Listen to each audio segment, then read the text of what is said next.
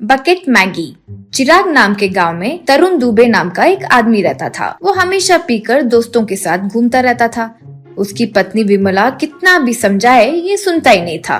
बेचारी विमला जीने के लिए मैगी बेचा करती थी। उसके पास सुबह ही आकर उसके साथ नूडल्स तैयार करके अपने शराब के लिए पैसे मिलते ही दुबे वहाँ से चले जाता था। इस वजह से विमला और तरुण के बीच हमेशा लड़ाई होती रहती थी। एक दिन दोपहर में विमला मैगी बेच रही थी तो वहाँ तरुण और उसका दोस्त जैकी आया। अब विमला से तरुण, ए विमा, मुझे एक 500 दो, फ्रेंड को पार्टी दूंगा ये जबान दिया हूँ, तो अर्जेंट दो। यूं कहा। तब विमला, क्या 500 दूं? उसमें क्या है, 1000 ले लो, लेकिन शराब के बदले कीड़े मारने की दवाई लेकर उसे पीकर मर जाओ, उससे हम सबके परिवार में खुशी आएगी। यूं बोली। ये बात सुनकर वहाँ मैगी खा रहे लोग हंसने लगे। फिर गुस्से से तरुण जैकी वहाँ से चले गए। वे दोनों एक जगह पर पी रहे थे। अब तरुण से जैकी, रे, तुम्हें देखकर दया आ रही है? कम से कम 500 भी नहीं कमा पाए, ऊपर से लोगों के सामने अपमान भी हुआ। यूं कहा। तरुण, हाँ करेगी, क्यों नहीं करेगी अपमान? पैसे जो कमा रही है ना वैसे ही करेगी। किसी ना एक दिन मैं अपना पावर दिखाऊंगा। जैकी, पावर दिखाने में क्या है रे? अगर व्यापार में नुकसान करवाया तो सही होगा, ऑटोमेटिकली रास्ते पर आ जाएगी। कम दाम पर बकेट नूडल्स ऐसा कहकर ऑफर दे दो, फिर वो सारे कागज पूरा गांव में बांट देंगे, तब लोगों को बकेट बकेट भर के नूडल्स कैसे बेचेगी देखते हैं। और अगर कर भी दी तो पूरा नुकसान होगा, उधार लेना होगा। और अगर उसने कह दिया कि ये झूठ है, मैं नहीं दूंगी, तो तेरे बीवी के पास कोई नहीं आएंगे। दोनों तरीके से तुम्हारा ही फायदा होगा। कैसा है मेरा प्लान? यूं कहा। ये आइडिया पसंद आने से तरुण कुछ पेपर्स पर बकेट मैगी 3 दिन के लिए मुफ्त विवाह मैगी सेंटर पर कहकर पेपर पर लिखकर रात को सबके घरों में चुपके से डाल दिया। अगले दिन सारे लोग वो पेपर्स देखने की वजह से सब आने लगे। तब बेचारी विमला को क्या करना है समझ नहीं आया। टेंशन में थी तो वहाँ आकर तरुण, ए विमला, ये क्या है? लोगों को कब तक इंतजार कराओगी? अगर नहीं हो सकता है तो वादा क्यों देते हो और अब मुंह क्यों छुपा रही हो? पहले लोगों को जवाब दो। जानती हो ना, ग्राहक भगवान का रूप होता है। यूं कहा। तरुण की बातें सुनकर लोग और शोर करने लगे। इतने में अमित नाम का एक आदमी कार में आया। फिर लोगों से अमित, माफ कीजिए, ये सब मेरी गलती है। मैंने ही विमला बहन को सरप्राइज करने के लिए ये प्लान किया। उनसे जल्द ही बकेट में मैगी बनवा रहा हूँ। उसके लिए सैंपल ऑर्डर पूछा तो दुकान वाला नहीं दिया, इसलिए कल से 3 दिन जरूर आप लोगों के लिए मैगी फ्री में देंगे। आगे देखकर दाम फिक्स करेंगे। यूं कहा। फिर लोग सॉरी कहकर चले गए। फिर 3 दिन अमित विमला से बकेट में मैगी बिकाया।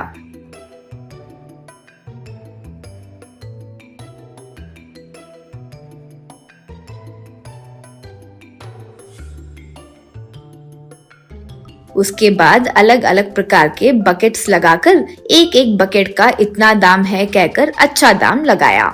इससे लोग आकर फैमिली पैक ऐसे अलग अलग प्रकार के मैगी बकेट लेकर जा रहे थे। यूं व्यापार बढ़ते देख विमला बहुत खुश हुई। कुछ देर बाद विमला के पास आया तरुण, पूछा कि अमित कौन है और खूब झगड़ा किया। तब विमला, मुझे नहीं पता है कौन है, यूं बोली। तब तरुण से अमित, भाई उनसे पूछोगे तो क्या पता चलेगा? मैं कौन हूँ आपको ही अच्छे से मालूम है। अब तक नहीं पहचाना मुझे? 4 साल पहले मेरा एक एक्सीडेंट हुआ था तो आप ही मुझे बचाकर अस्पताल ले गए थे। मुझे अपने ब्लड भी दिया। मैं फॉरेन से आते ही सीधा आपसे मिलने आया हूँ, लेकिन आप कोई बेकार आदमी की तरह पीकर अपनी ही पत्नी को सता रहे हो। इसलिए दीदी को आपके द्वारा ही भला करने के लिए 3 दिन बकेट मैगी दिया। वैसे आप क्या भाई, कैसे थे और कैसे बन गए? ये आप ही है क्या? इतना पीने की जरूरी है क्या? यूं कहा। वो बातें सुनकर दंग होकर तरुण, भाई तुम हो अमित? कितना बदल गए हो भाई, रंग भी निखर गया है। वैसे मुझे याद करके आए हो, कितना महान हो तुम भाई। वैसे मुझे माफ करो, सच में मेरी ही गलती है। मैंने विमला से बहुत गलत बर्ताव किया, अब से वैसे नहीं करूंगा। सॉरी विमला। यूं कहा तो विमला बहुत खुश हुई।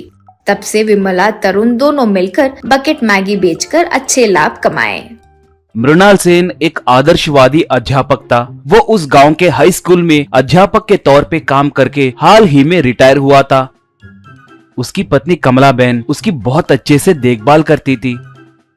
मृणाल सेन पत्नी से। बच्चों को एक विद्वान बनाने में माता पिता से भी गुरु की भूमिका ज्यादा होती है। उन छोटे छोटे दिमाग में अच्छे बीज बोए तो अच्छे परिणाम मिलेंगे, बुरे बीज बोए तो बुरे परिणाम ही मिलेंगे। तुमने एक बात गौर की, बच्चे बचपन से लेकर बड़े होने तक ज्यादातर पाठशाला में ही अपना वक्त बिताते हैं। वो भी अपने गुरु के पास ज्यादा देर रहते हैं, इसलिए उन्हें प्राथमिक ज्ञान गुरु से ही मिलता है। यूं कहता था। उसके बच्चे विदेश में अच्छे नौकरी करते हुए सेटल हुए थे। बच्चे फोन करके हमारे पास आ जाइए पिताजी कहकर बहुत बार पूछते थे, फिर भी वो यहाँ मेरी और जिम्मेदारियां है रे, मैं सिर्फ तुम लोगों को बड़ा करके लाइफ में सेटल करके चुप बैठ गया तो वो स्वार्थ कहलाएगा। मुझ में और शक्ति है। इस गांव के बच्चों को सिखाने के लिए कई सारे बातें हैं। खासकर हमारे गांव के बाहर मौजूद स्लम एरिया के बच्चे बिना पढ़ाई के बिगड़ रहे हैं। कोई सरकार उनकी परवाह ही नहीं करती। उन्हें जिम्मेदार नागरिक बनाना है। उन्हें ऐसे छोड़ दिए तो वो लोग संघ विद्रोही बनेंगे। यूं कहता था। बच्चों को पिता के बारे में पता था, इसलिए वो लोग कुछ नहीं कहते थे। मृणाल सिंह अपने रिटायरमेंट के बाद आए प्रोविडेंट फंड के पैसों से उस स्लम एरिया में एक घर खरीदकर उसमें रहने लगा। वो घर घर जाकर मैं तुम्हारे बच्चों को मुफ्त में पढ़ाऊंगा, तुम्हारे बच्चों को भिजाओ कहकर पूछता तो एक, हमारे बच्चे पढ़ते हुए बैठे तो खाने के लिए खाना कैसे मिलेगा? यूं कहता तो दूसरा, अगर वही किसी साइकिल के दुकान पे गया तो दिन के 10 रुपए मिलेंगे कहकर बोलते थे। फिर भी मृणाल सेन निराश ना होकर तुम्हारे बच्चों को पेट भर के खाना खिलाकर 1 रुपया लिए बिना पढ़ाऊंगा, बाद में वो लोग अच्छी नौकरी करते हुए आराम से जिएंगे कहकर उन्हें मनाने लगा। धीरे धीरे बस्ती वासियों को उस पे भरोसा आने लगा। वो लोग अपने बच्चों को उसके पास भेजने लगे। ऐसे वो अपने घर में उन बच्चों को पढ़ाने लगा। एक बार कमलाबेन राशन खत्म हो गया है जी, कल से बच्चों के लिए क्या पकाऊं? बोली। मृणाल सेन, मैं कहीं पर कर्ज लेकर राशन लाऊंगा। कहा। पत्नी, कर्ज मत कीजिए। 3 महीने पहले मेरी बहन ने बैगन के बीज भेजे थे। घर के बाहर बहुत जगह है ना, यूँ सोचकर मैंने उन बीजों को बोया। एक बार आकर तो देखिए कहकर उसे ले जाकर दिखाई। वहाँ पौधे भर के बैगन थे। मृणाल सेन, वेरी गुड, मगर बैगन के सालन में रोटी कैसे? पूछा वो। आटे का डब्बा भी खाली हो गया है जी, एक रोटी बनाने के लिए भी आटा नहीं है। बोली। इतने में घर के बाहर रोड पर कुछ गिरे जैसे बड़ी आवाज सुनाई दी। दोनों वहां जाकर देखे तो दूर से एक लॉरी जाते हुए दिखी। घर के सामने एक बड़ा डब्बा गिरा हुआ था। मृणाल सेन उसे खोलकर देखा और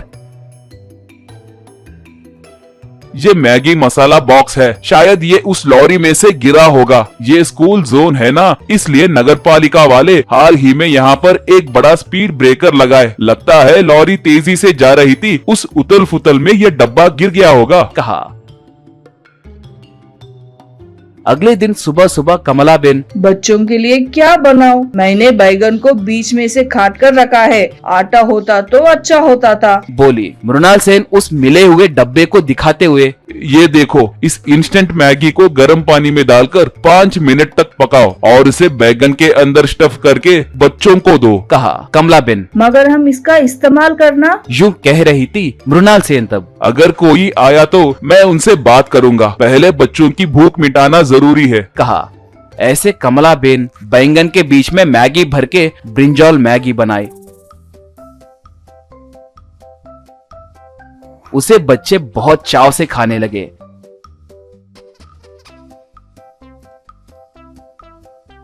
इतने में वहां पर एक बाइक आकर रुकी।